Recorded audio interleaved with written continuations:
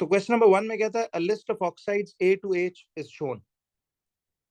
ए कहता है calcium oxide, B is aluminium oxide, silicon 4 oxide, D sulphur dioxide, E carbon dioxide, F iron 3 oxide, G silver oxide और H carbon monoxide. अब देखो इस सवाल के लिए ना आपको छोटी छोटी 1 मार्क की बातें पूछेगा, लेकिन आपको नोट्स बड़े पक्के रिवाइज्ड होने चाहिए।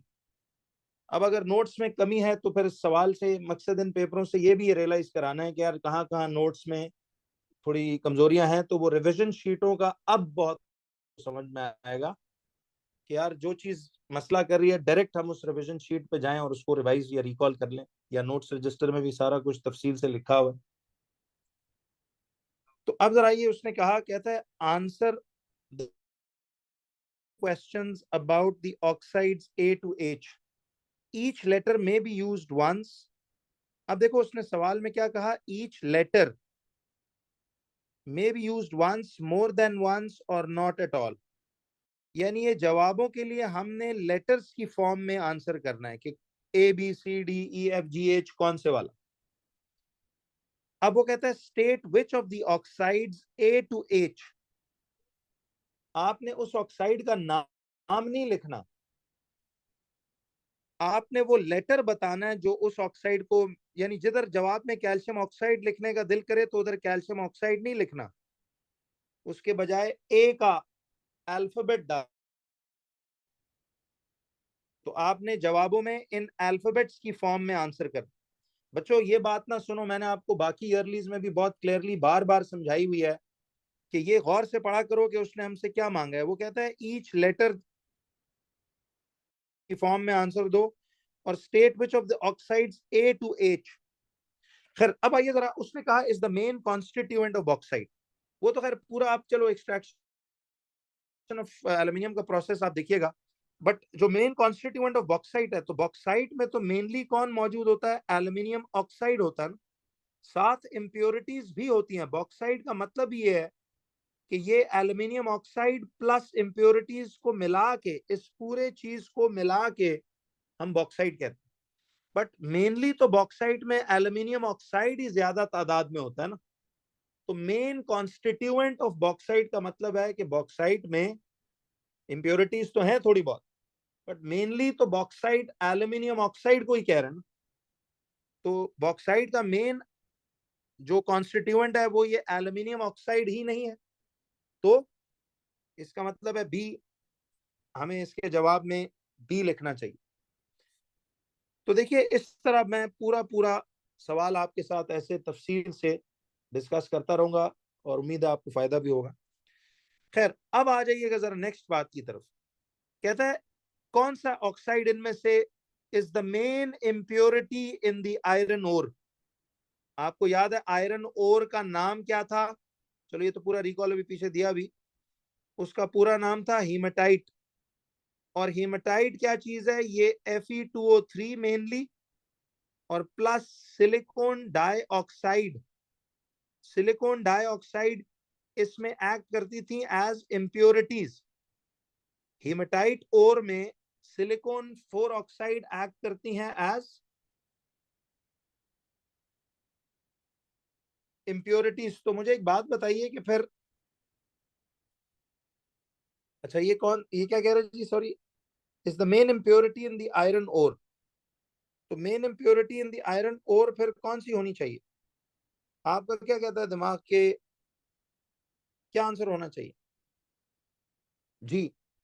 नहीं नहीं, इसमें एफ आंसर नहीं है इसका, सी मेन इम्प्योरिटी। देखिए ना, मेन इम्प्योरिटी हीमेटाइट में कौन थी, वो यही सिलिकॉन 4 ऑक्साइड है। क्लियर हुआ ये? तो मेन इम्प्योरिटी आपकी यही बनती है। तो इसका मतलब है कि ये लफ्जों को देखो, ये फायदा है कि अब is the main impurity in the iron ore. तो आयरन ओर हीमेटाइट कहलाता है और हीमेटाइट मेनली तो Fe2O आयरन 3 ऑक्साइड का मेनली तो उसमें वो होता है, लेकिन साथ ही साथ उस ओर में सिलिकॉन डाइऑक्साइड की इंप्योरिटीज भी होती हैं। तो मेन इंप्योरिटी आयरन ओर में कौन है, वो सिलिकॉन 4 ऑक्साइड। यस, सैंड जिसको बोलते हैं, या क्वार्ट्ज, या हमने बहुत से नाम उसके दिए थे। तो ये सी ऑप्शन इसका भी आंसर होगा। तो आप इसमें ऐसे करके इसको सी लिख दें।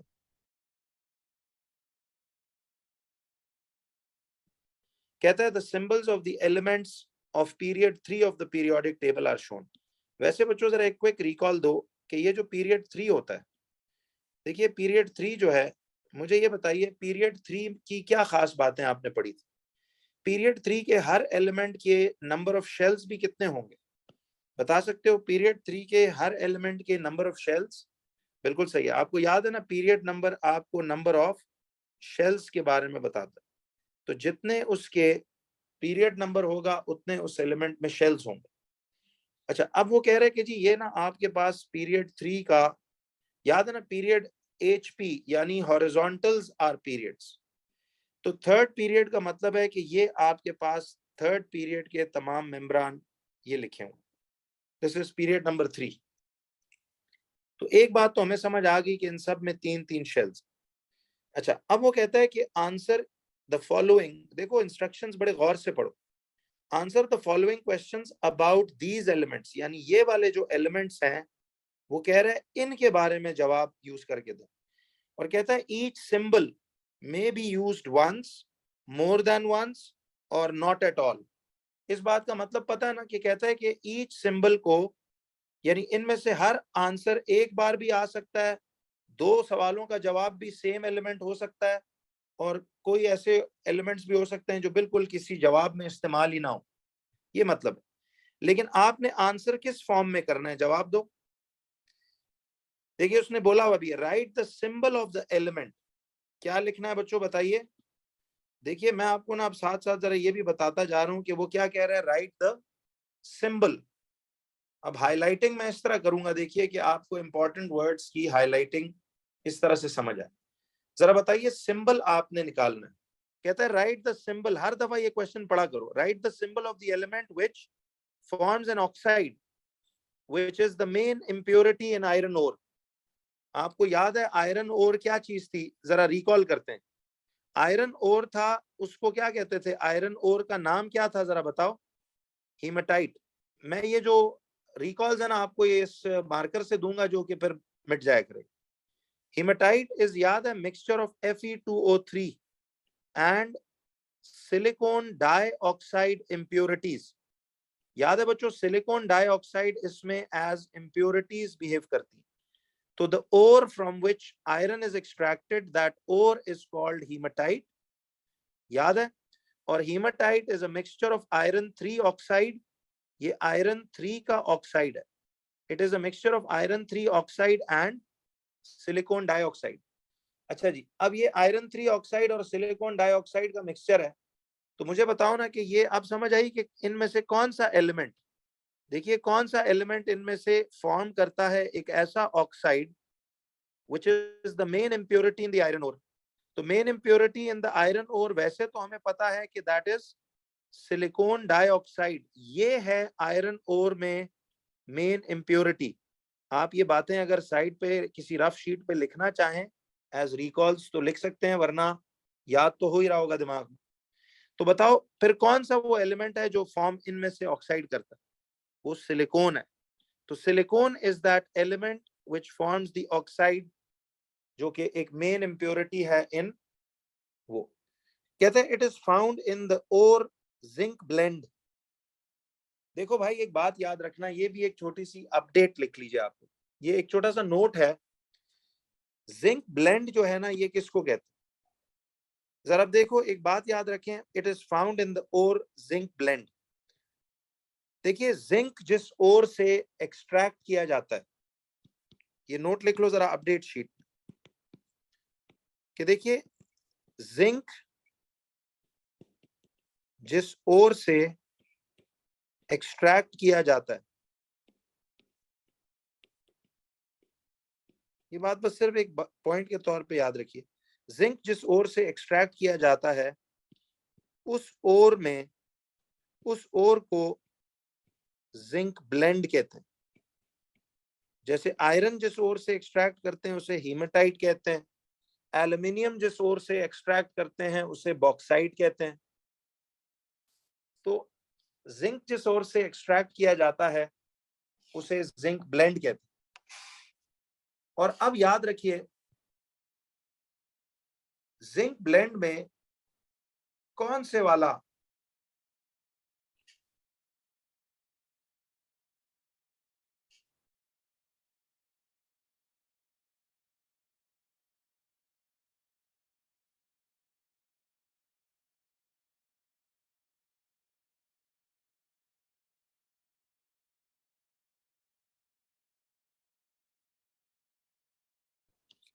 देखिए बच्चों याद रख लें, जिंक ब्लेंड किसको कहते हैं? जिंक ब्लेंड एक्चुअल में जिंक सल्फाइड को कहा जाता है। जिंक ब्लेंड जिंक सल्फाइड को कहा जाता है। और जिंक सल्फाइड जो है that is ZnS। Zinc sulphide को जिंक ब्लेंड कहते हैं। तो ये आपके पास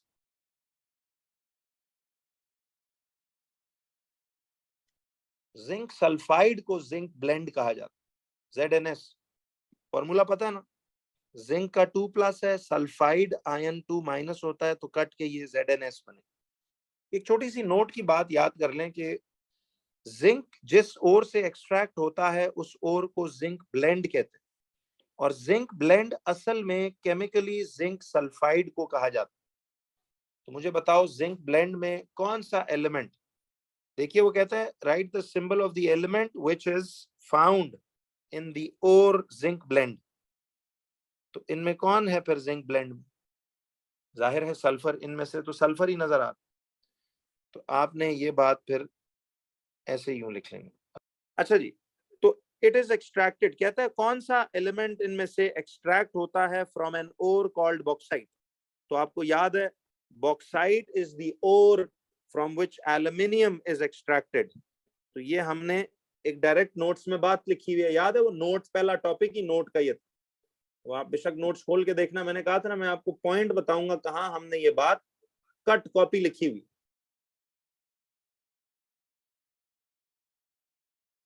देखिए मैंने आप लोगों को इलेक्ट्रोलिसिस का पूरा एक समरी लाइन सी बताई हुई है। क्या आप सब जानते हो कि इलेक्ट्रोलिसिस में हमेशा, अच्छा रिकॉल करना, इलेक्ट्रोलिसिस में हमेशा कैटाइन कौन से वाला डिपॉजिट होता है? लेस रिएक्टिव या मोर रिएक्टिव? Less reactive.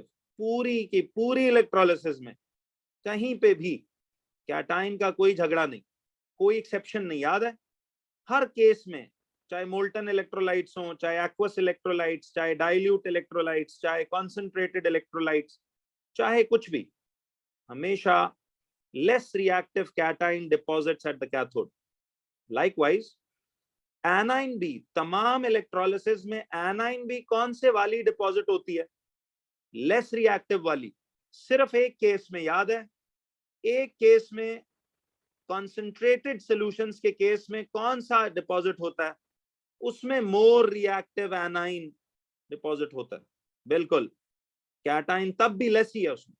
तो इस तरह का जुमला याद रखो कि पूरी इलेक्ट्रोलिसिस में the less reactive cation will deposit on the cathode, no exception. In every electrolysis, less reactive anion will deposit on the anode, except in concentrated solutions when the anion will be more reactive, that will deposit on the anode. याद है? अच्छा, rule number 2 electrolysis का क्या था कि यार जब भी इलेक्ट्रोलाइट में मौजूद कैटाइन और कौन सा इलेक्ट्रोड, वो बात याद है, एनोड डिसॉल्व होने वाली, कि जब भी इलेक्ट्रोलाइट में मौजूद वो मेटल का कैटाइन और एनोड एक ही मटेरियल के बने में हो, तो एनोड क्या कर जाता है, उस पे फिर कुछ डिपॉजिट नहीं होता। None of the anions deposits, in fact anode खुद डिसॉल्व होके इलेक्ट्रोलाइट में आ जाता। यही कॉन्सेप्ट इलेक्ट्रोप्लेटिंग में भी यूज हुआ था, याद है? पूरी समरी यार मैंने बता दी, समझो इस 2 जुमलों में। इलेक्ट्रोलाइसिस ऐसे समझ कर याद करें। जी लिख सकते हैं, ये बिल्कुल लिख सकते हैं। तो खैर अब आइए, देखिए वो कहता है कि a student carries out an electrolysis experiment using the apparatus shown। कहता है एक बच्चा है वो एक इलेक्ट्रोलिसिस एक्सपेरिमेंट कैरी आउट कर रहा है यूजिंग द एपरेटस शोन। तो एक स्टूडेंट कैरी आउट कर रहा है electrolysis experiment using the apparatus shown. ये पूरा एपरेटस है, पता है ना आपको। अब देखिए मुझे एक बात बताएं, मैंने एक आदत बताई थी आपको कि देखिए ये जो लॉन्ग टर्मिनल है इसको तो पॉजिटिव कहते हैं, ये जो शॉर्ट टर्मिनल है ये नेगेटिव है। अब देखिए ये पॉजिटिव टर्मिनल से जरा देखिएगा, पॉजिटिव टर्मिनल जिस रॉड से कनेक्टेड है इस पे तो कैसा चार्ज होगा, इस पे तो सारा पॉजिटिव चार्ज है कि नहीं, और नेगेटिव टर्मिनल उसने एक माइनस प्लस बना के आपको यूं दिखाया हुआ। तो बेसिकली तो ये यूं ही हो रहा है। तो यू ऑल अंडरस्टैंड बच्चों। अच्छा मुझे एक बात बताइए कि नोइंग दिस क्या मैं लेबलिंग कर सकता हूं कि ये इलेक्ट्रोड कौन सा होता है? जरा जवाब देना, मैं वैसे एक तरह का रिकॉल दे रहा हूं पहले।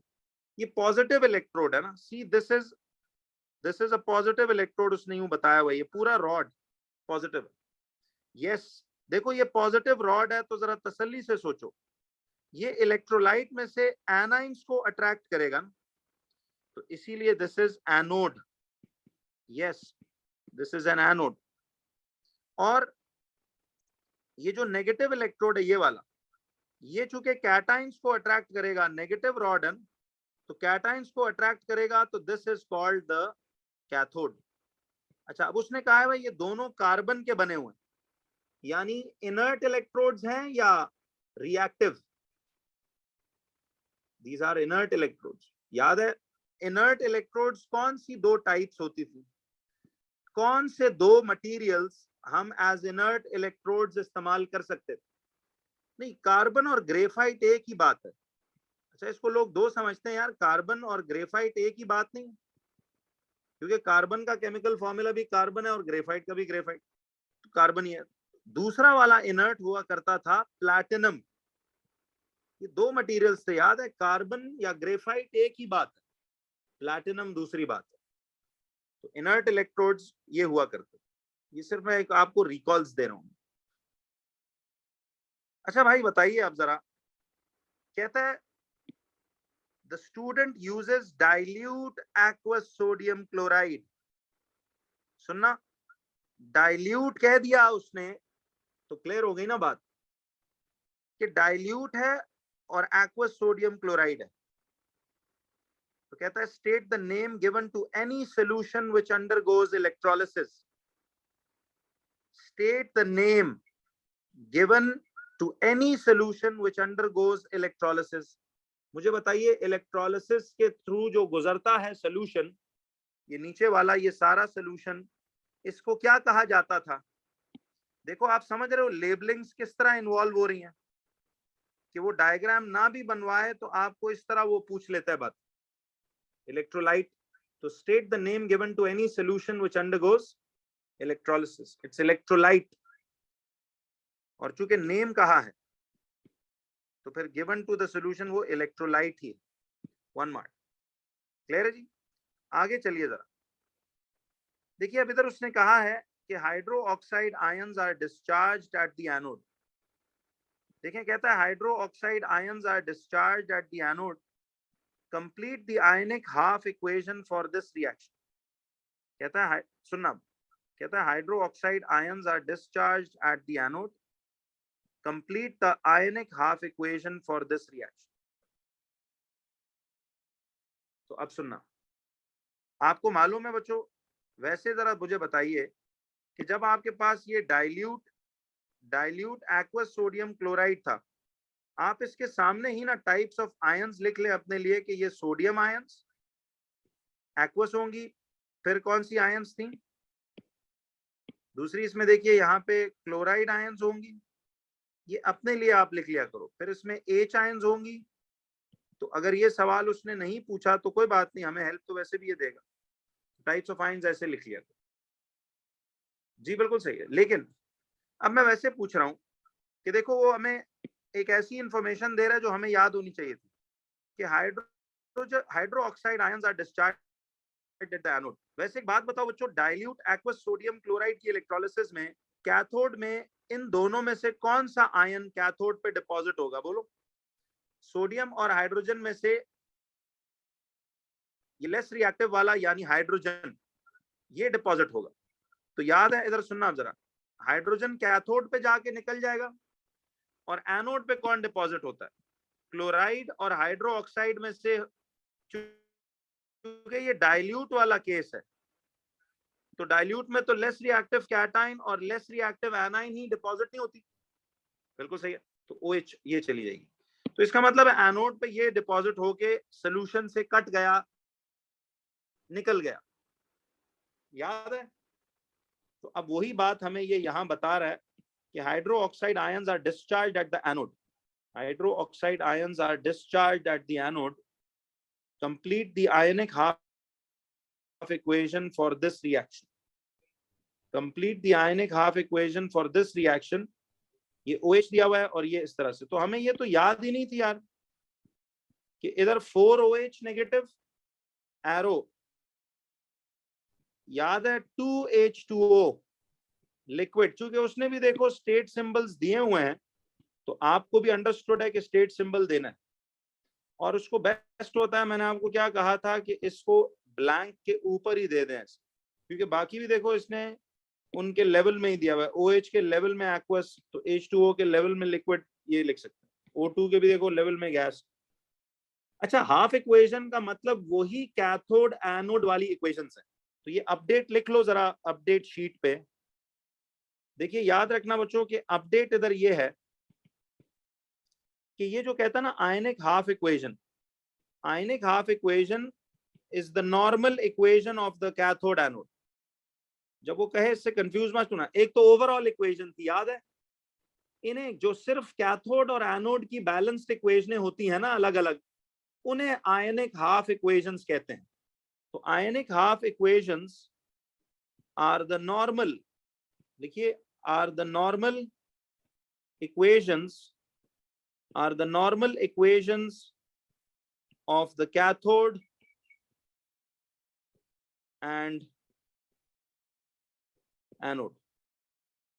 So ionic half equations are the normal equations of the cathode and anode. यहां तक क्लैरिटी है बच्चों सबको?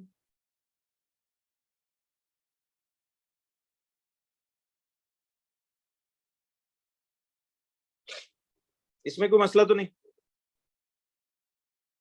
तो ये सिंपल सी वही जो आयनिक हाफ इक्वेशन OH की तो याद ही हुई है ना आपको?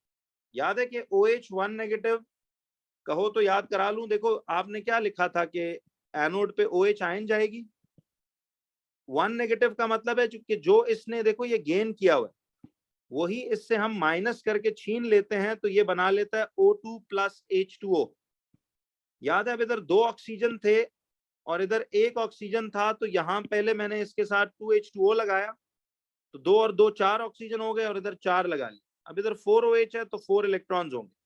फिर ये माइनस उधर जाके एरो के परली तरफ चला जाएगा, तो this will become what? 4 electrons plus O2 plus 2H2O। जी हाफ लिखा हो इससे कोई फर्क नहीं पड़ता, it means the same normal equation. तो आपको ये इस तरह से क्रिएट करनी यूं आनी चाहिए। 4OH नेगेटिव ये आ जाएगा। सुनो, कहता है describe what the student observes eight the cathode. Describe what the student observes eight the cathode. मुझे बताइए स्टूडेंट कैथोड पे क्या ऑब्जर्व करेगा? व्हाट द स्टूडेंट ऑब्जर्व्स, तो उसने कोई रिएक्शन इक्वेशन लिखने को नहीं कहा अभी। वैसे मुझे बताओ कि देखो एनोड पे तो ऑक्सीजन के गैस, कलरलेस गैस बबल्स दिखेंगे। कैथोड पे तो हाइड्रोजन डिपॉजिट होगा ना, तो हाइड्रोजन जब डिपॉजिट होगा तो उसके कलर याद है कि वो कलरलेस,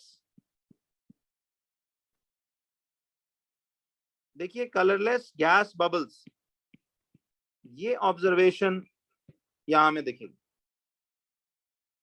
ठीक है, कलरलेस गैस बबल्स। अच्छा, इसमें ना बच्चों जरा 1 मिनट एक चीज देखना, मैं आपको थोड़ी सी मार्क स्कीम्स में भी ये बात समझा दूं कि नहीं 2021 कर रहे थे ना हम लोग।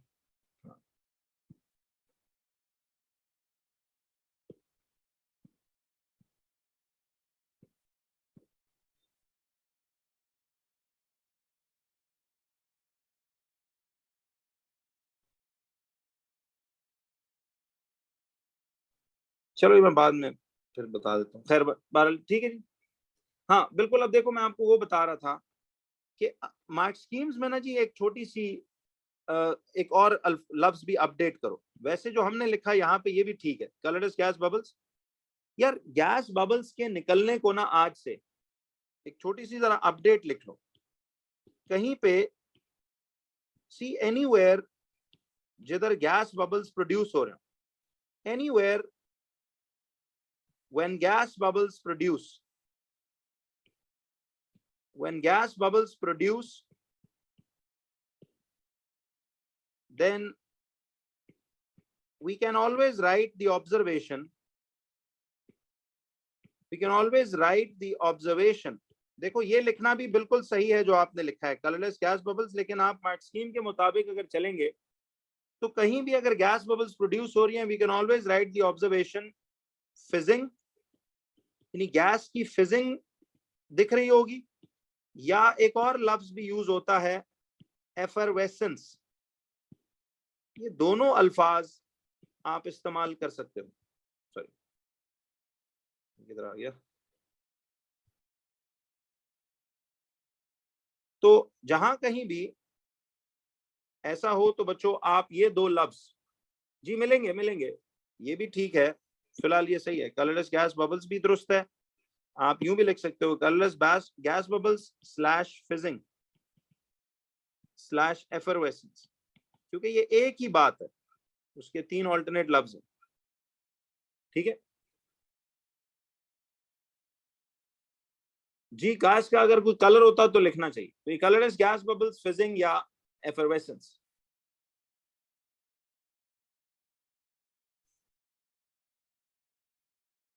ठीक है बच्चों, ये भी हो सकता है।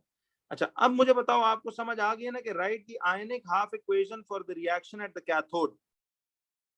आयनिक हाफ इक्वेशन का मतलब वही कैथोड की आम इक्वेशन। मुझे बताओ कैथोड पे कौन डिपॉजिट हुआ था, सोडियम, और हाइड्रोजन में से लेस रिएक्टिव कैथोड पे जाता है। तो हाइड्रोजन की तो डायरेक्ट बच्चों अब आपको याद भी हुई है कि नहीं, कि देखिए वो हाइड्रोजन आयंस 1+ का मतलब क्या था, चलो यूं करते हैं। 1+ का मतलब था कि ये एक लूज करके बैठा हुआ है, वही इसको वापस गेन कराएंगे, तो एज अ रिजल्ट ये H बनाएगा। बट चूंकि डायटोमिक है तो इसलिए 2 2 और इधर 2 और यहाँ पे गैस ऐसे आ गया। याद आया? तो 2H positive ion aqueous plus 2 electron arrow H2 gas. क्या ख्याल है बच्चों? अब जरा आइए इसके ई पार्ट की तरफ। देखिए इसे हाफ इक्वेशन इसलिए कहते हैं कि ये आधी कैथोड और आधी एनोड की इक्वेशन होती है। फिर जब इन्हें मिलाते हैं तो याद है फिर उसको ओवरऑल इक्वेशन कहा जाता था। इसलिए वो चूंकि ओवरऑल थी, ये कैथोड एनोड की है, तो इसलिए इनका ये वाला नाम ऐसे लिखा जाता है। क्यों जी? यहां तक क्लैरिटी है सबको या नहीं है? चलिए अब आइए भैया इसके ई पार्ट की तरफ। नहीं फुल नहीं बोलेगा, कैथोड एनोड के लिए हमेशा आयनिक हाफ इक्वेशंस कहेगा, क्योंकि तो आयनिक थी और आधी आधी इक्वेशन थी ना, आधी कैथोड की थी आधी एनोड की थी, ये याद रखिएगा। तो ओवरऑल जब तक ना कहे तो मत बनाइए। अच्छा अब आओ बच्चों ई पार्ट की तरफ।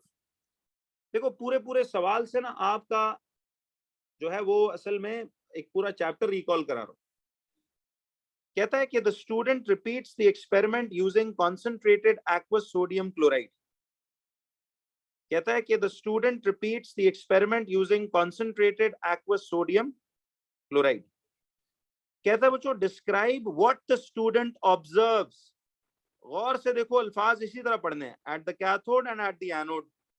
व्हाट डज द स्टूडेंट कहता है ऑब्जर्व। जी बिल्कुल। तो कहता है कि student repeats the experiment using concentrated aqueous sodium chloride. बच्चों कॉन्सेंट्रेटेड वाला होगा तो मैं अपने लिए इसके टॉप पे पहले तो आयंस लिख लेता हूं कि उसमें sodium ions, chloride ions, H ions और OH आयंस होंगी कि नहीं। लेकिन कैथोड पे तो अभी भी लेस रिएक्टिव वाला कैटाइन ही जाएगा। बट बच्चों गौर से सुनना अब जरा, एनोड पे कौन जाएगा? एनोड पे क्लोराइड और हाइड्रो ऑक्साइड में से कौन जाएगा बताओ? मोर रिएक्टिव वाला ना अब इस बार। यस, तो मोर रिएक्टिव कौन है? वो इस वक्त यहाँ पे ये क्लोराइड आयन। तो सीधी बात है, याद रखिएगा कि कैथोड पे तो हाइड्रोजन जाएगा। तो मुझे बताओ, जब कैथोड पे हाइड्रोजन जाएगा तो what will the student observe eight the cathode? Hydrogen जाएगा तो व्हाट विल ही ऑब्जर्व? वही अल्फाज हम लिख सकते हैं ना दोबारा, फिजिंग या एफोवेसेंस। अब पूरा जुमला यूं लिख लो चलो, या कलरलेस गैस बबल्स, ऐसे इस बात को लिख सकते। जी पूरा ही सारा ही कोर्स पक्का होना चाहिए जी, ताकि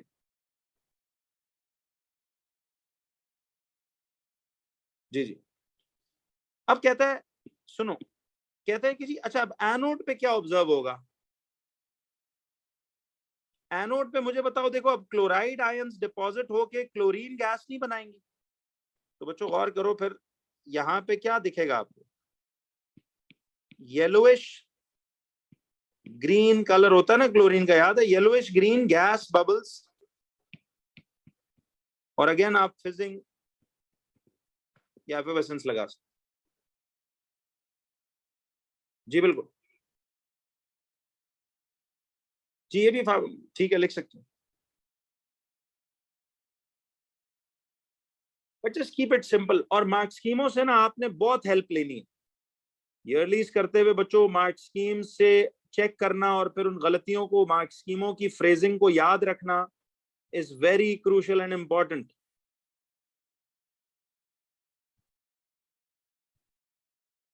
जी जिस तरह मैंने लिखा है इस तरह आप लिख सकते।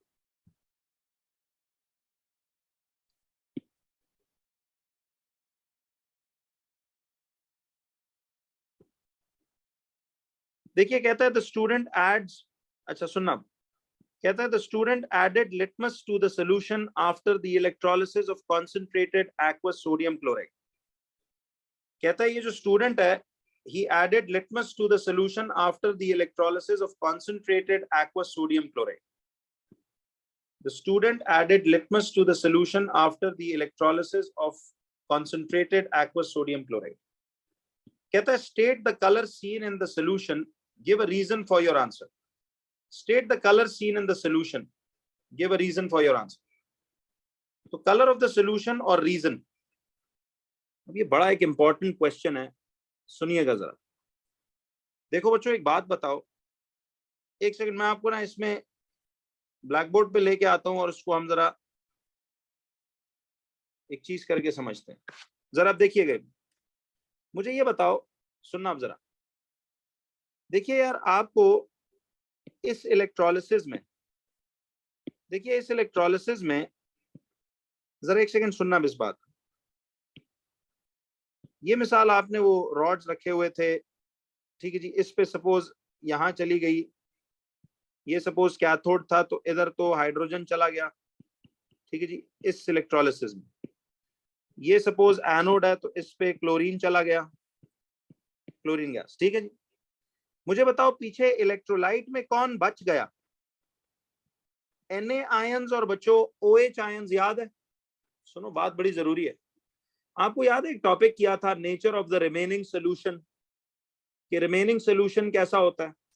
अब जरा गौर कीजिए, मुझे ये बताओ कि देखो ना यार, इलेक्ट्रोलाइट में से क्लोराइड आयंस भी थी और H आयंस भी थी। H आयंस भी गायब हो गई, क्लोराइड आयंस भी गायब हो गई, पीछे रह गई आपके पास NaOH। ये वो इलेक्ट्रोलिसिस ऑफ ब्राइन वाला भी एक्सपेरिमेंट याद है? डायरेक्ट नोट्स की कट कॉपी है, बोला करो याद आया सबको? Concentrated aqueous sodium chloride electrolysis of Bryan को ही कहते थे।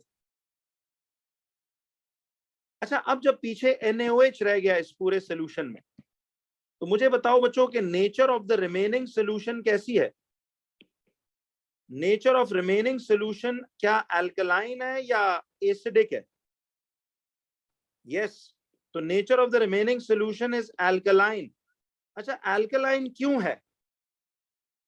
Due to the presence of which ions, पीछे देखो, पीछे हाइड्रो ऑक्साइड आयंस रह जाए। यस, एल्कलिनिटी Na1+ की वजह से नहीं है, एल्कलिनिटी OH आयंस की वजह से है। तो हम क्या लिखेंगे? Nature of the remaining solution is alkaline because OH ions are left in the solution. ये तो हम अपने लिए लिख रहे हैं ना। अब इसके सवाल पे आओ कि उसने क्या मांगा था, जरा गौर से अब सुनिएगा। वो कह रहा था सवाल में, जरा देखिए बच्चों, देखिए उसने क्वेश्चन में क्या कहा कि द स्टूडेंट, ये देखिएगा आप जरा, कहता है द स्टूडेंट एड्स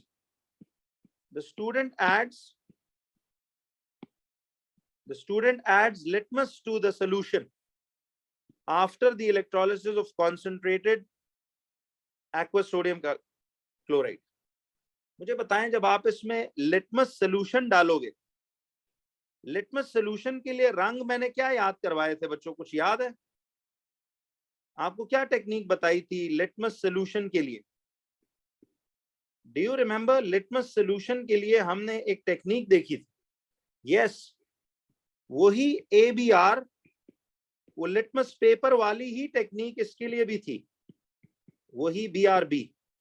कुछ याद आया या भूल गया?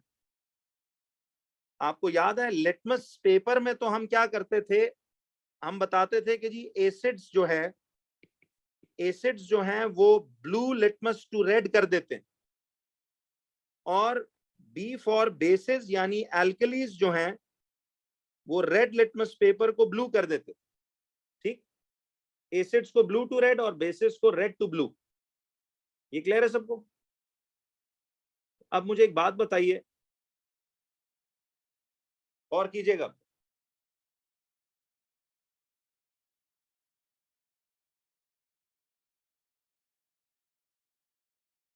जी initial colour of litmus solution आपको याद करने की कतन जरूरत नहीं। ये तो लिटमस पेपर में ऐसा था ना, बट लिटमस सॉल्यूशन में हम क्या कहते थे कि देखिए एसिड्स चेंज लिटमस सॉल्यूशन को डायरेक्टली किस में, रेड, और बेसिस जो हैं वो लिटमस सॉल्यूशन को ब्लू कर देते। क्लियर है? तो सी हमने क्या पढ़ा था कि एसिड्स चेंज, यानी एसिड्स में लिटमस का कलर कैसा आता है, रेड आता है। एसिड्स में लिटमस का कलर जो है वो रेड आता है, और बच्चों बेसिस में लिटमस का कलर ब्लू आता है। याद रहेगा ये? अब मुझे ये बताओ कि बस इनका ये आखिरी कलर लिटमस सॉल्यूशन में ये लास्ट कलर बताते। तो मुझे एक बात बताइए बच्चों, अब पीछे चूंकि हाइड्रो ऑक्साइड सोल्यूशन, ये इलेक्ट्रोलाइट में अब सिर्फ OH आयंस बहुत, अब चूंकि ये एक एल्कलाइन सोल्यूशन है यानी बेसिक सोल्यूशन है, तो जब आप इसमें लिटमस सोल्यूशन डालोगे तो ये एल्कलाइन यानी बेस उसका रंग किस तरह कर देगा, मुझे बताओ? क्या वो उसका ब्लू नहीं कर देगा? यस। तो इसका मतलब है कि देखिए वो कह रहा है कि स्टेट द कलर सीन, कहता है state the colour seen in the solution and give a reason for your answer. तो कलर ऑफ द सॉल्यूशन तो क्या होगा, हम कलर ऑफ द सॉल्यूशन में लिखेंगे कि उसका रंग ब्लू हो जाए। ठीक है जी, उसका रंग ब्लू हो जाएगा। और जो दूसरी बात थी, जरा गौर से देखिएगा जी बच्चों,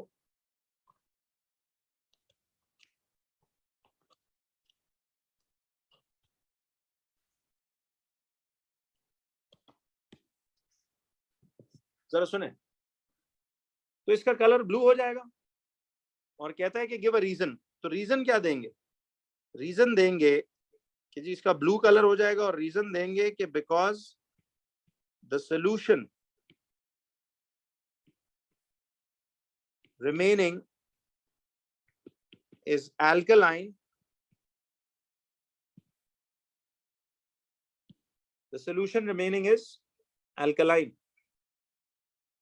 या the solution remaining contains OH ions which is alkaline। जी ये भी सही है कि because the solution contains OH ions which is alkaline।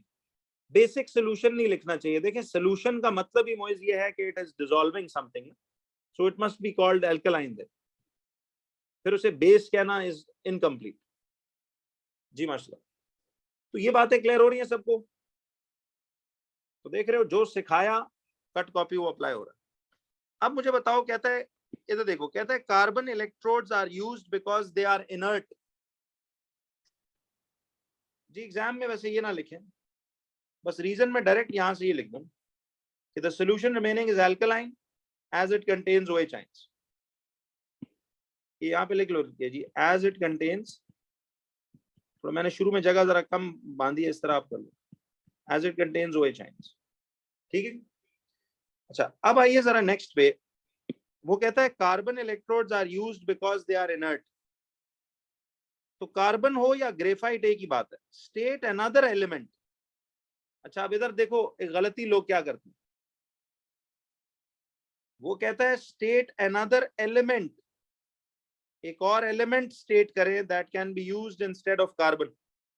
Remember, carbon या graphite is exactly the same, so what other element you can use platinum as the electrode। अच्छा, अब बात सुनो, हमें कैसे पता यहां नाम लिखना था या फॉर्मूला? नहीं, जो गिवन स्पेस है आपने उसी में फिट इन करना है, ये प्रैक्टिस से ठीक हो जाएगा। अब जरा सुनो, देखिए आप कह रहे हो ग्रेफाइट क्यों नहीं, भाई देखिए बात सुनो, मुझे एक बात बताओ, मैंने आपको क्या कहा कि यार इलेक्ट्रोड्स में कार्बन या ग्रेफाइट एक ही बात है, क्योंकि कार्बन भी सी सॉलिड है, ग्रेफाइट भी याद है सी सॉलिड ही नहीं है, तो ये अनदर एलिमेंट तो ना हुआ। क्या ख्याल है? देखो, कार्बन भी सी सॉलिड है और ग्रेफाइट भी सी सॉलिड को ही कहते हैं, तो इलेक्ट्रोड्स में कार्बन या ग्रेफाइट बिल्कुल कट कॉपी एक ही बात है। उसने कहा स्टेट अनदर एलिमेंट, कोई और एलिमेंट कहता है बताओ जो इनर्ट हो, यानी कहता है ना हम कार्बन इलेक्ट्रोड्स इसलिए यूज करते हैं बिकॉज़ दे आर इनर्ट, वो कहता है एक स्टेट करो एक और एलिमेंट जो can be used as instead of carbon. Clarity है यहाँ तक? क्यों भैया?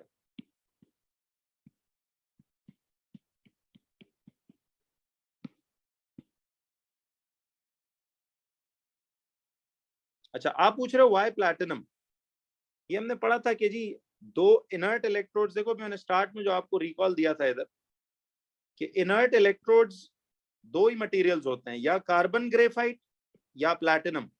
ये इसलिए इनर्ट होते हैं because they do not react with the electrolyte, ये इलेक्ट्रोलाइट में डिसॉल्व या रिएक्ट नहीं करते। याद है डेफिनेशन बताई थी?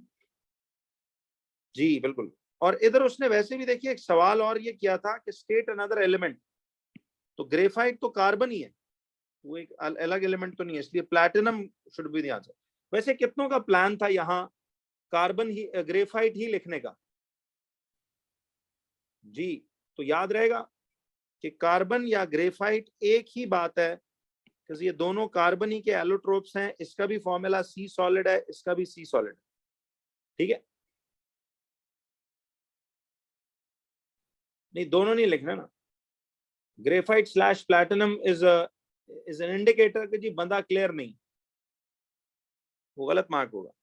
कार्बन ग्रेफाइट कट कॉपी एक ही बात है, ये बात पल्ले बांध लो, प्लैटिनम इसका ओनली आंसर था। अब ये नहीं कि किसी ने मॉक में ग्रेफाइट स्लैश प्लैटिनम लिखा हुआ है तो वो सही माना जाएगा, वो गलत है।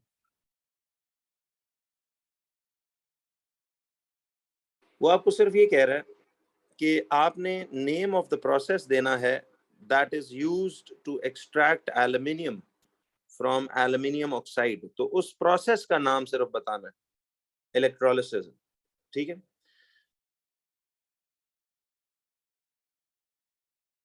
क्वेश्चन नंबर 5 में कहता है electrolysis of concentrated aqueous sodium chloride using inert electrodes forms chlorine, hydrogen and sodium hydroxide. आपको बच्चों याद है, ये मैंने एक कट कॉपी नोट्स रजिस्टर में आपको कराया था, electrolysis of concentrated aqueous sodium chloride में मैंने एक सिंगल हेडिंग इसको डाला था। ये बेसिकली इलेक्ट्रोलिसिस ऑफ क्या है? कॉन्सेंट्रेटेड एक्वस सोडियम क्लोराइड को इलेक्ट्रोलिसिस ऑफ ब्राइन, बिल्कुल सही है, ये वो इलेक्ट्रोलिसिस ऑफ ब्राइन वाला टॉपिक, याद आया? Brine actually concentrated solution of aqueous sodium chloride को ही कहते हैं। कॉन्सेंट्रेटेड एक्वस सोडियम क्लोराइड को ही हम ब्राइन भी कहते हैं। तो कभी वो ये लफ्ज यूज करे तो पता होना चाहिए।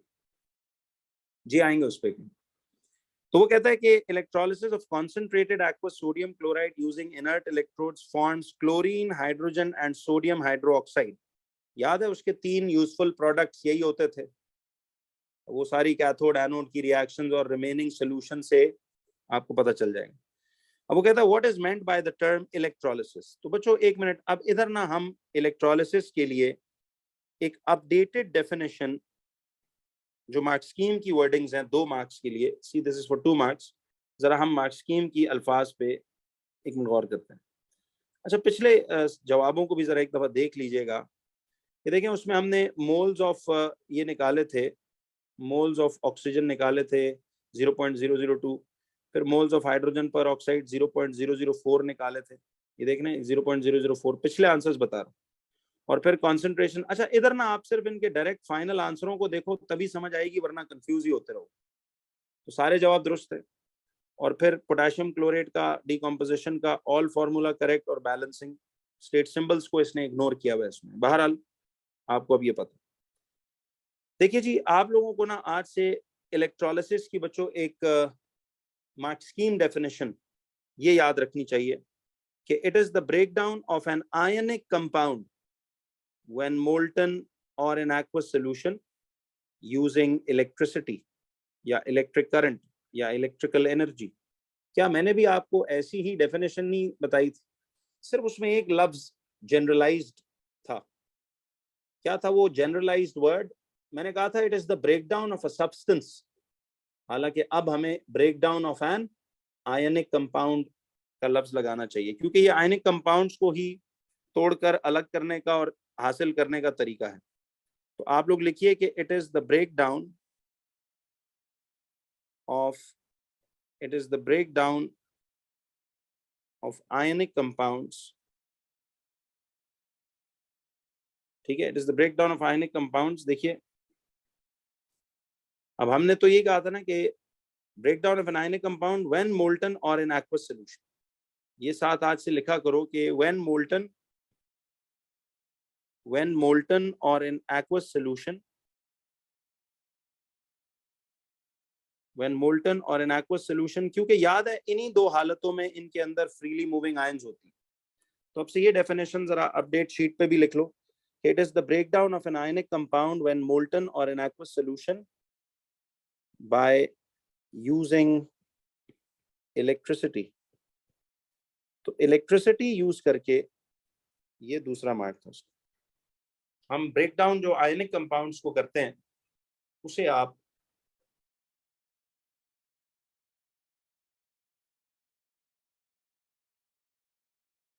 ठीक हो गया जी।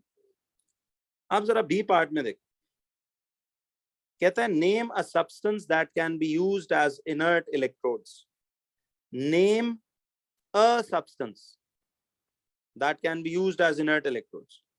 तो देखिए इसमें आप कार्बन / ग्रेफाइट, ये एक ही बात है। याद है कार्बन / ग्रेफाइट एक ही बात है और प्लैटिनम एक दूसरी बात है। बट उसने तो सिर्फ क्या कहा था, नेम अ सब्सटेंस। तो आप या तो ये जवाब लिख लेते, कार्बन / ग्रेफाइट इकट्ठे ही लिखा करो स्लैश लगा के, या ये जवाब लिख लेते कोई एक जवाब वाज फेयर इनफ। इधर उसने एक ही पूछा तो दोनों की जरूरत नहीं है। ठीक है जी, दोनों लिखने की जरूरत नहीं है, बट आप सिर्फ इसमें ऐसे लिख, कार्बन या graphite is one in the same thing, platinum is different element. तो यही 2 मटेरियल्स एज इनर्ट इलेक्ट्रोड्स याद है यूज होता है।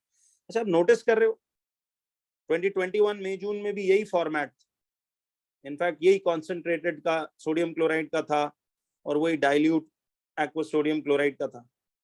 तो चीजें मैं इसलिए कह रहा हूँ बड़ी रिपीटेड है आपको। तो अब आप पूछ रहे थे सर हमारे पेपर में क्या आएगा, तो ये आपको सामने दिखना चाहिए। ये 5 सालों के मई जून से मैं जो आपको गुजार रहा हूँ ना, इसका यही मकसद है कि आपको ट्रेंड पता चले कि हमने करना क्या है। ठीक है, पहले आपने मई जून की सीरीज बच्चों ये अगले 2-3 दिनों में इसको कंप्लीट करें, फिर आपने वो करना है दिन में 1-2 पेपर्स भी करो अब केमिस्ट्री थ्योरी के, तो बहुत फिट हो जाए।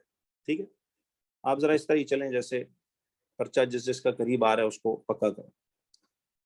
अच्छा जी, अब जरा देखो क्वेश्चन में कहता है कि right N ionic half equation for the formation of hydrogen during this electrolysis.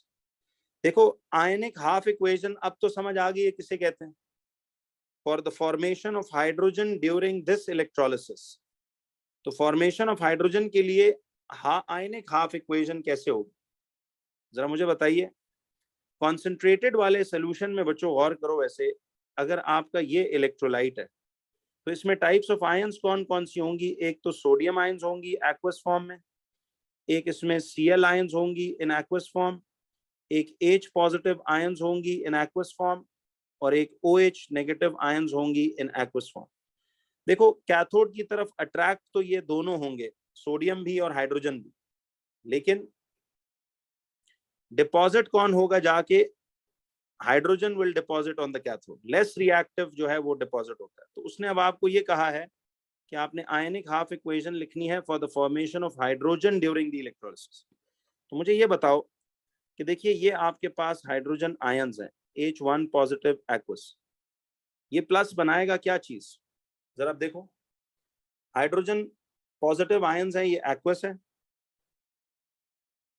तो इसकी तो आपको पता है कि वो जो लूज किए थे वही इसको दो गेन करा लें तो ये बनेगा कौन सा, H2 गैस, हाइड्रोजन गैस, ये ऐसे यूं बन जाएगी।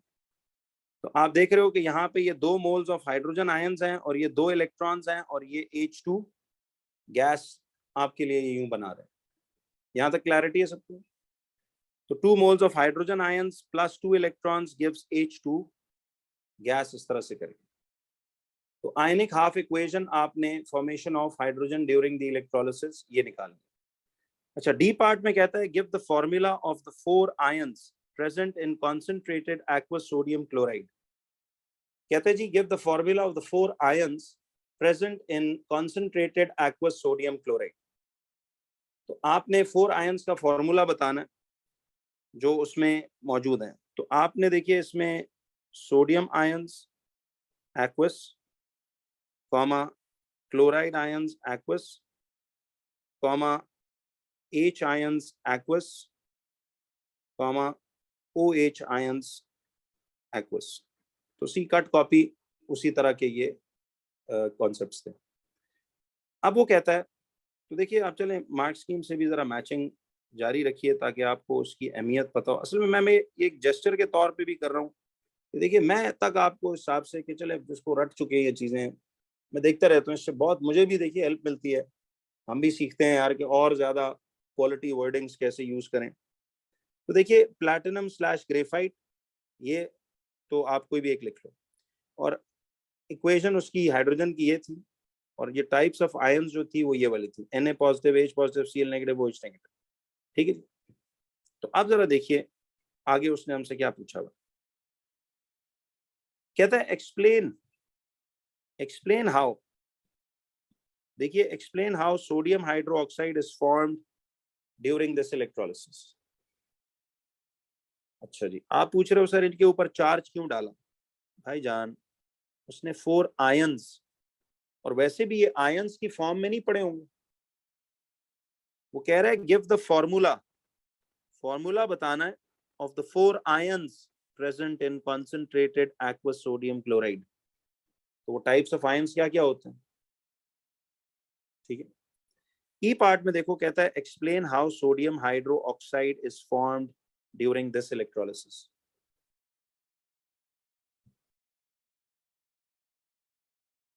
अच्छा, तो कहता है explain how sodium hydro oxide is formed during this electrolysis. बच्चों बता सकते हो सोडियम हाइड्रो ऑक्साइड इस इलेक्ट्रोलिसिस के दौरान कैसे फॉर्म हुआ था, जरा एक मिनट, ये मैं आपको एक रिकॉल के तौर पे लिखवा लेता हूं फिर ताकि आइंदा याद रहे। देखो बच्चों अब इनमें टाइप्स ऑफ आयंस तो ये 4 थे ना, ये चारों टाइप्स ऑफ आयंस इलेक्ट्रोलाइट में फिर रहे। कैथोड की तरफ तो ये दोनों अट्रैक्ट होंगे, पॉजिटिव आयंस कैथोड की तरफ जाएंगे लेकिन डिपॉजिट लेस रिएक्टिव वाला होगा, याद है।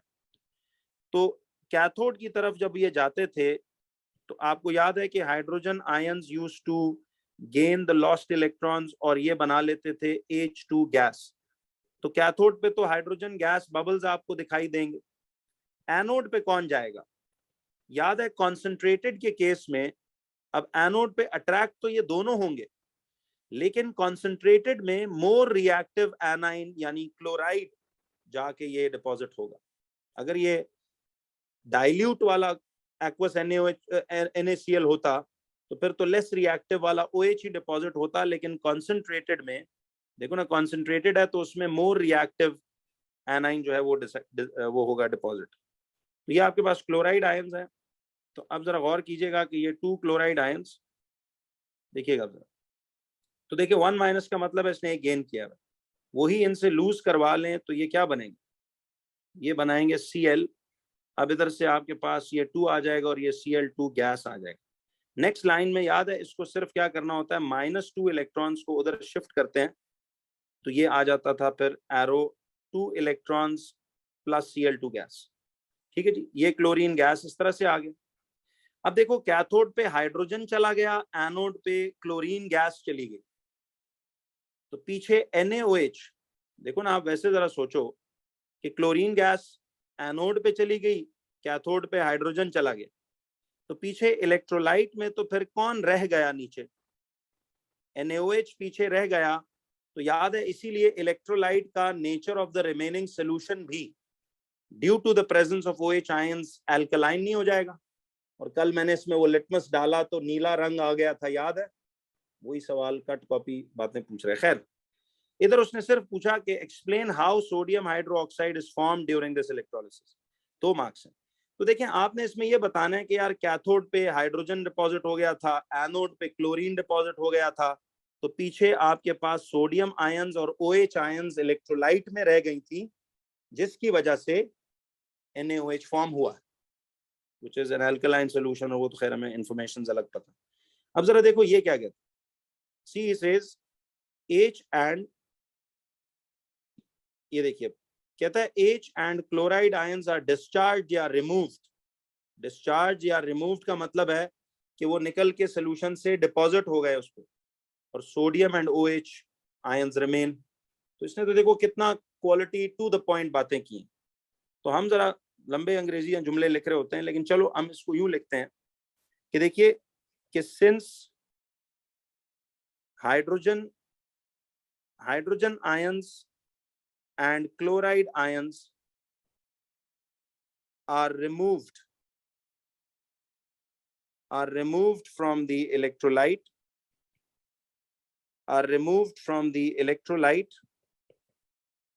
and deposited at the electrodes,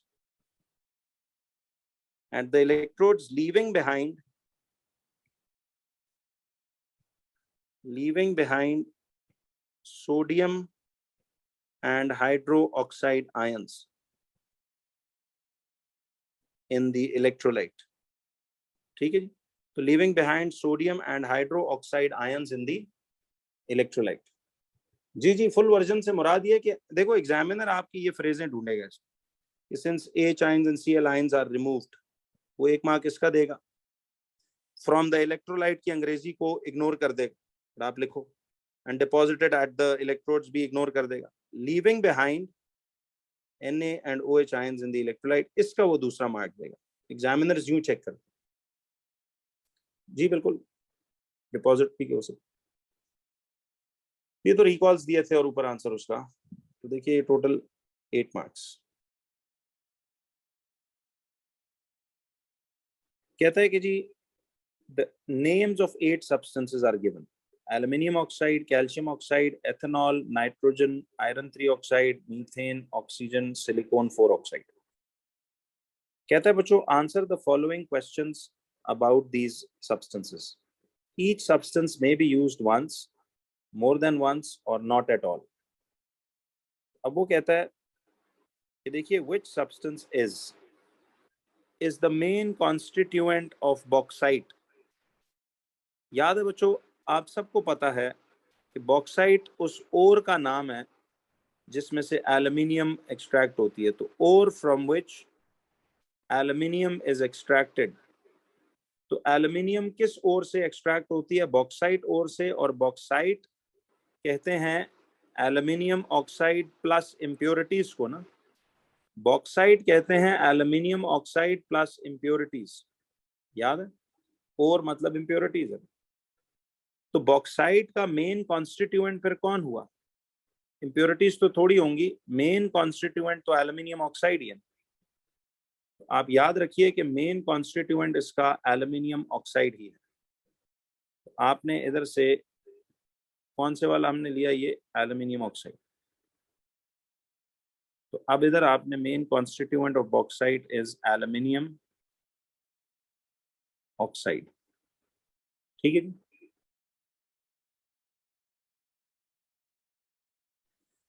अब देखो एफ पार्ट में कहता है कि कॉपर को रिफाइन बाय इलेक्ट्रोलिसिस किया जाता है बच्चों, और निकल को भी कहता है इसी मेथड से किया जाता है। The diagram shows the refining of nickel by electrolysis to the complete the labels in the boxes. तो ये देखो पावर सप्लाई है। अच्छा, अब आपको याद है ये जो बच्चों नेगेटिव इलेक्ट्रोड है ये कैथोड। यार जरा कॉपर ही से इसको रिलेट करो, जी जी कॉपर ही से इसको रिलेट करो। तो कैथोड तो किसका बना होना चाहिए? कैथोड तो प्योर निकल का बना होना चाहिए, ठीक है। कैथोड जो है it should be made up of pure निकल, ताकि उस पे वो जमा हो आकर जब, ठीक है। तो ये cathode is made up of pure निकल, ताकि उस पे इलेक्ट्रोलाइट में से निकल आयंस जमा होकर जाएंगी तो वो, और देखिए इस पे जब और निकल जमा होगा तो ये अंदर भी सॉलिड रॉड है और ऊपर भी निकल ही जमा हो रहा होगा, तो ये कुछ मिक्स नहीं बनेगा। और ये जो एनोड है, एनोड याद रखिए it should be made up of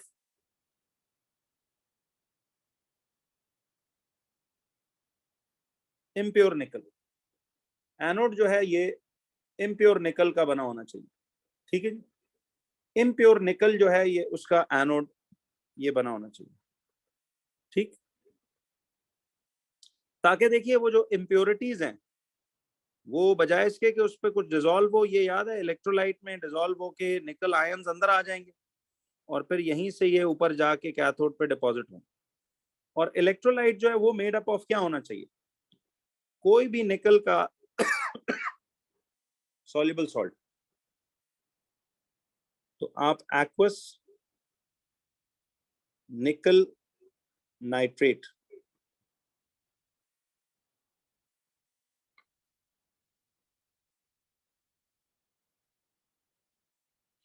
aqueous निकल नाइट्रेट।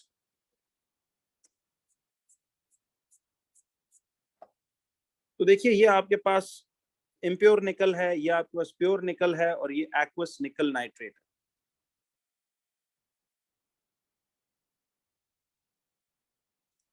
तो इधर वो कहता है कि निकल प्रोड्यूस्ड,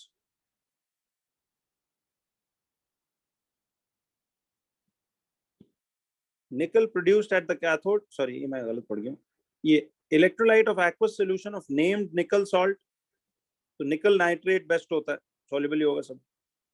एनोड जो है वो इम्प्योर निकल का होगा, कैथोड जो है वो प्योर निकल का होगा। तो ये प्योर और इम्प्योर के वर्ड्स इसके साथ यहाँ जरूर मेंशन करना कि कैथोड प्योर निकल का हो, एनोड इम्प्योर निकल का हो, और सॉल्ट निकल नाइट्रेट हो। तो देखिए ये इस तरह भी लेबलिंग्स कैसे देखो पूछ रहा है। अब वो कहता है indicate by writing N on the diagram where nickel is produced. Nickel is produced कहता है कहां पे निकल प्रोड्यूस होगा, तो एन कहां लिखेंगे जाके?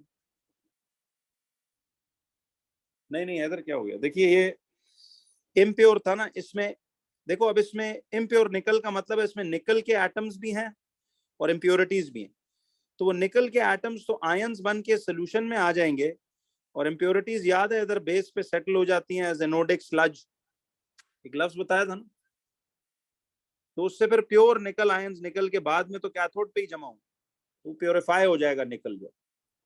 तो वो निकल की जो ओर है उसको एनोड बना के रखते हैं, प्योर निकल को कैथोड बना के रखते हैं, क्योंकि कैथोड पे ही आके उन्होंने जमा होना होता है निकल, ठीक है। अच्छा जी अब बताइए बाय राइटिंग एन कहता है निकल कहाँ प्रोड्यूस होगा? तो निकल जो है वो इस कैथोड के ऊपर ही प्रोड्यूस होगा। तो मैं यहां लिख दूं इधर से इस तरह करके एन, कि निकल जो है वो इस कैथोड पे आके जो है प्रोड्यूस होगा। तो निकल produce the cathode under the liquid surface. ठीक है। तो आप कहीं भी एन पे इस तरह लिख के लिक्विड सरफेस के नीचे नीचे, वो कहना ये चाह रहा है कि इस लिक्विड सरफेस के नीचे नीचे इस जगह में कहीं पे भी कैथोड के इस पोर्शन में जहां पे लिक्विड में डूबा हुआ है, वहां आप ऐसे एन लिख दो कि इधर निकल जो है वो होगा। तो एक सॉर्ट ऑफ इलेक्ट्रोप्लेटिंग का भी यही कॉन्सेप्ट था। बिल्कुल। तो ये बच्चों आपका एक पूरा पेपर जो है इस तरह से डिस्कस हो गया। ठीक है जी। तो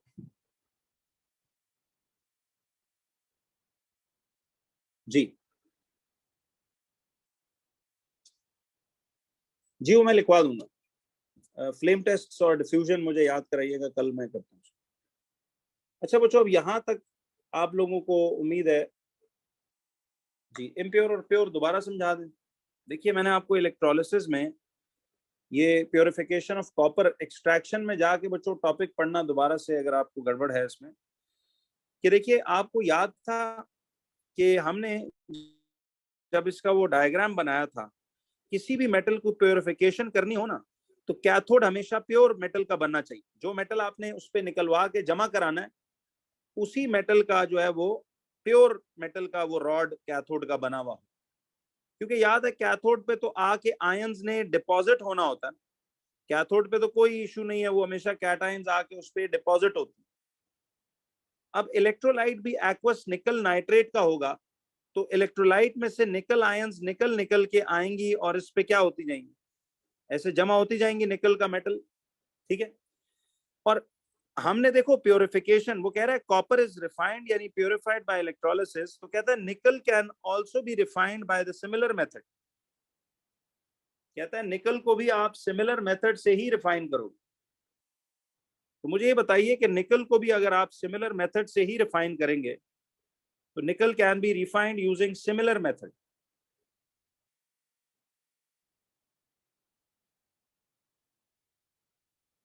तो मुझे ये बताइए कि जब इधर इम्प्योर निकल लगाओगे, तो ये इम्प्योर निकल का रॉड, यार पहले ये समझने की कोशिश करें कि इम्प्योर निकल का मतलब है इसमें इम्प्योरिटीज हैं और प्लस इसमें निकल के एटम्स हैं।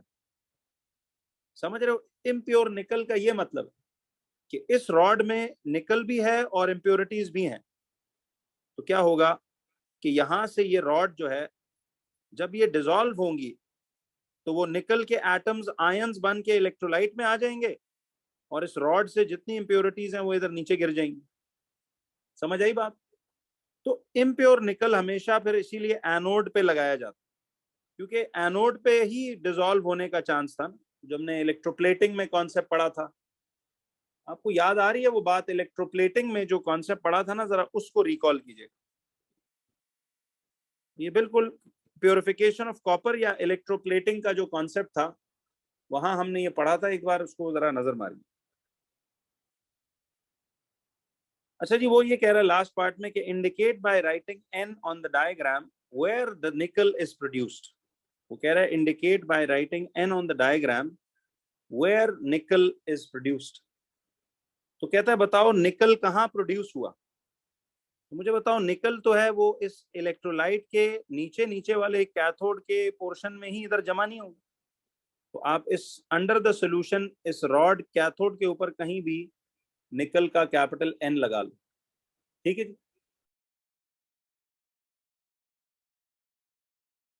क्वेश्चन नंबर 1 में give the name of the process.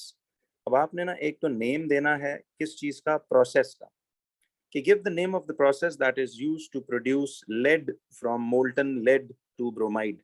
अब देखिए आपने लेड प्रोड्यूस करना है from molten lead two bromide. देखिए लेड टू ब्रोमाइड का मोल्टन फॉर्म है, तो आपको मोल्टन लेड टू ब्रोमाइड से सिर्फ लेड हासिल करना है। तो क्या ये प्रोसेस इलेक्ट्रोलिसिस नहीं होना चाहिए? देखिए इलेक्ट्रोलिसिस में आपको मालूम है बच्चों कि हमने एक क्विक सा मैं आपको रिकॉल देता हूँ कि देखिए इलेक्ट्रोलिसिस में जब आप इसमें से देखिए यहाँ पे कैथोड है और यहाँ पे एनोड है, तो जरा आप गौर कीजिएगा कि हमने ये जो नेगेटिव इलेक्ट्रोड है, see this negative electrode is the cathode.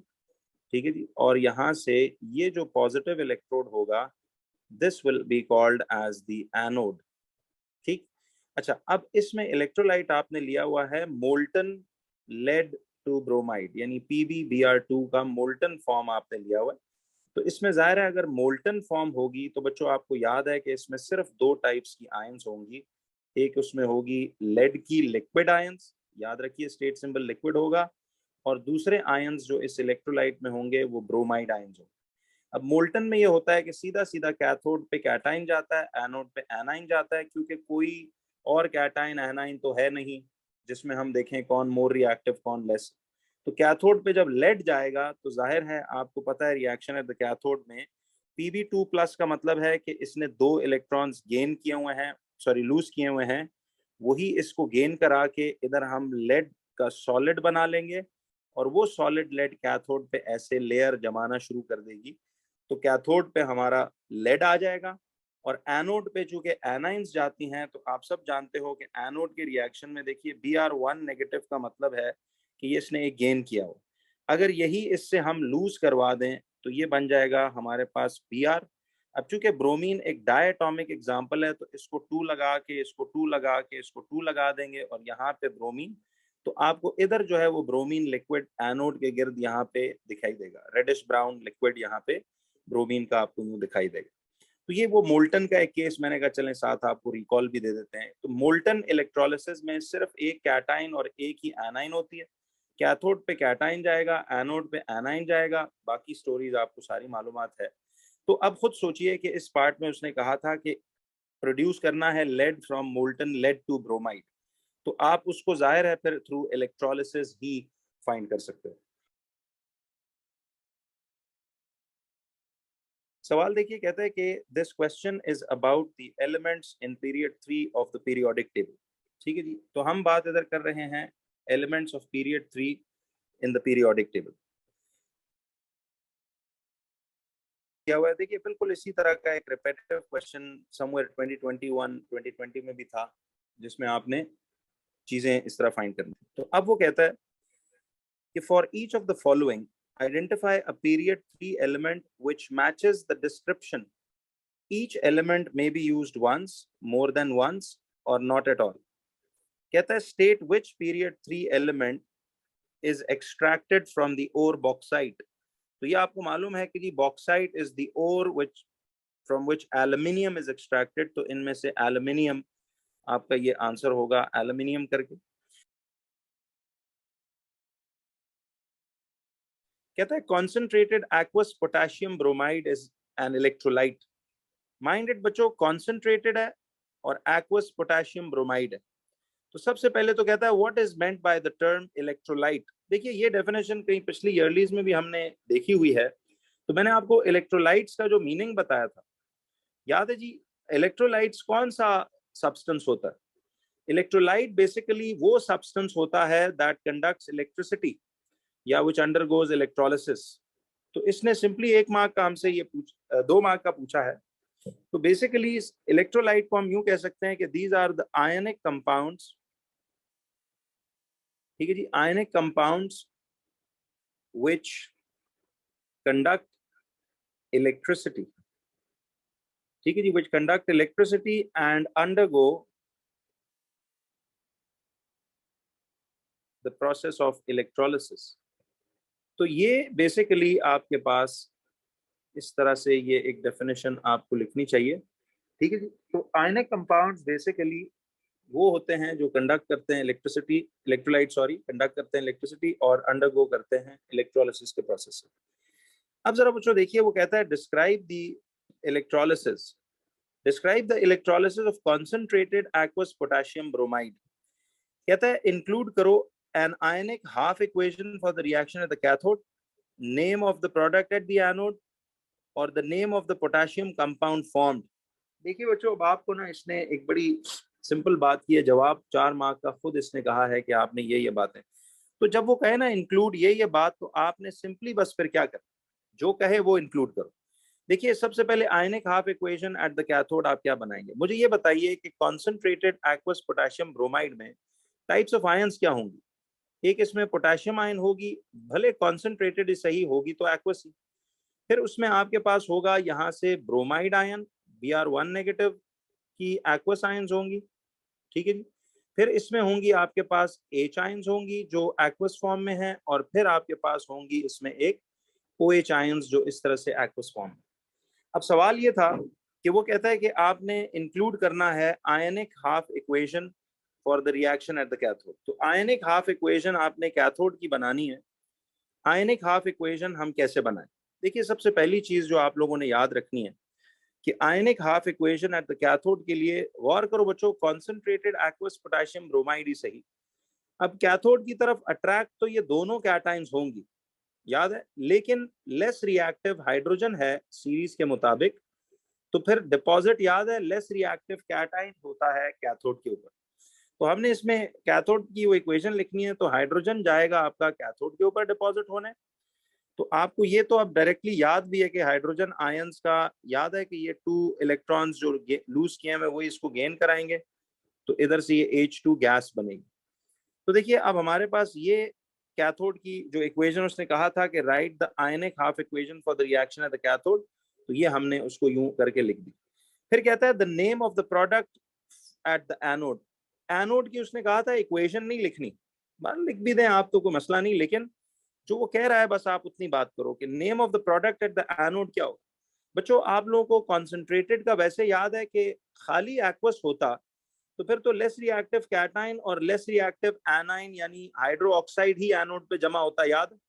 लेकिन जब कॉन्सेंट्रेटेड हो तो फिर एनाइन, रिमेंबर, मोर रिएक्टिव वाला जाता है। तो फिर मुझे बताओ कि इस वक्त ब्रोमाइड और हाइड्रो ऑक्साइड में, सी हमने एक नेगेटिव वालों का पढ़ा था for series, for some nothing can bring internal happiness. तो इसका मतलब है कि ब्रोमाइड और हाइड्रो ऑक्साइड में से ब्रोमाइड मोर रिएक्टिव था और हाइड्रो ऑक्साइड लेस रिएक्टिव था। अगर ये खाली एक्वस की इलेक्ट्रोलिसिस होती तो फिर तो लेस रिएक्टिव एनाइन ही एनोड पे भी जाता है, लेकिन यहाँ कॉन्सेंट्रेटेड का है तो इस केस में अब मोर रिएक्टिव वाला जाए।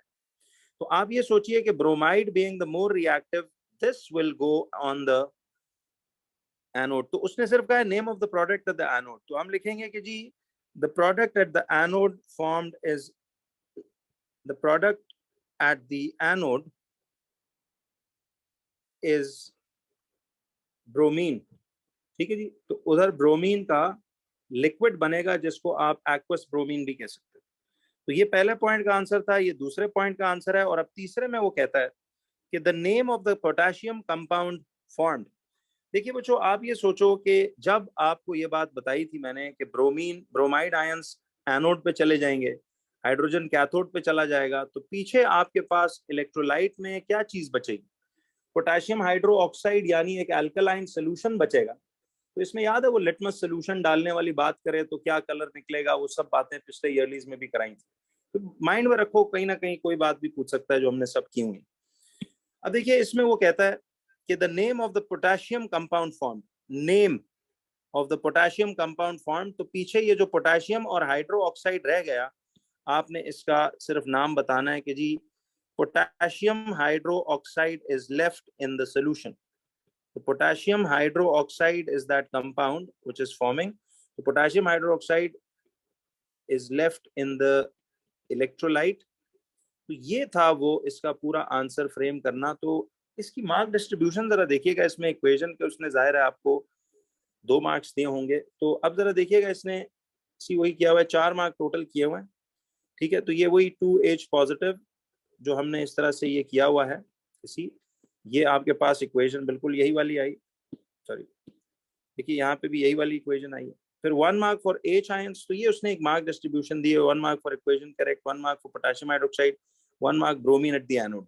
देखिए bromine at the anode form हो रहा है और 1 मार्क फॉर पोटेशियम हाइड्रोक्साइड हो रहा है, तो हमने वो दोनों सारी बातें दुरुस्त लिखी हैं। तो बस जो टू द पॉइंट उसने कहा हो वही आप फाइंड करें।